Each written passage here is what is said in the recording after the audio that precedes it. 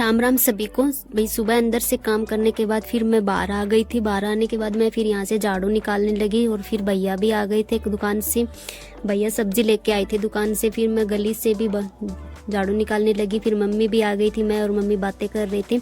फिर मैं थोड़ी देर बाद कपड़े धोने के लिए मशीन लगा ली थी और मशीन के अंदर फिर मैंने यीशु का बैग भी धो लिया था।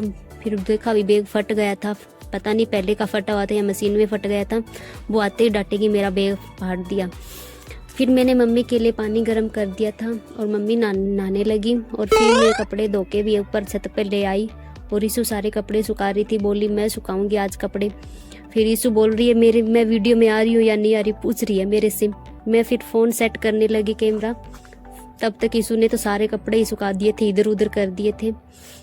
फिर मैं और यीशु दोबारा से सारे कपड़े को सही सेट किया और धुंध भी बहुत आई हुई थी। भाई सर्दी बहुत थी, ठंडे कपड़े हो चुके थे। यीशु को तो कोई सर्दी नहीं लग रही थी। फिर मैं और मम्मी आटा के लिए गेहूं डालने लगे। फिर कट्टे पर एक छिपकली आई हुई थी, मुझे तो डर लगा। फिर मैं तो चारपाई पे चढ़ गई।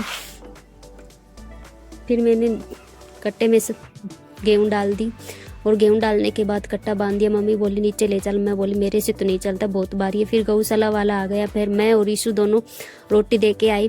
फिर रोटी देने के बाद फिर मैंने नहा के खाना खुना खाया और खाना खाने के बाद फिर मैं पहुंच गई लाइब्रेरी पहुंचने के बाद कुछ घंटे पढ़ने के बाद फिर मैं आ गई घर आने के बाद चाय चुई पीने के बाद फिर मैं बनाई रील्स कुछ अच्छी नहीं बनी थी। फिर मैं लग गई अपने काम पे और एक बट्ठल कचरा था और मैं मम्मी ये कचरा फेंकने बाहर चले गए। और फिर शाम को आने के बाद फिर मैं लग गई अपनी सब्जी रोटी बनाने लग गई। वो मिलते हैं अगले ब्लॉग में। Thank you.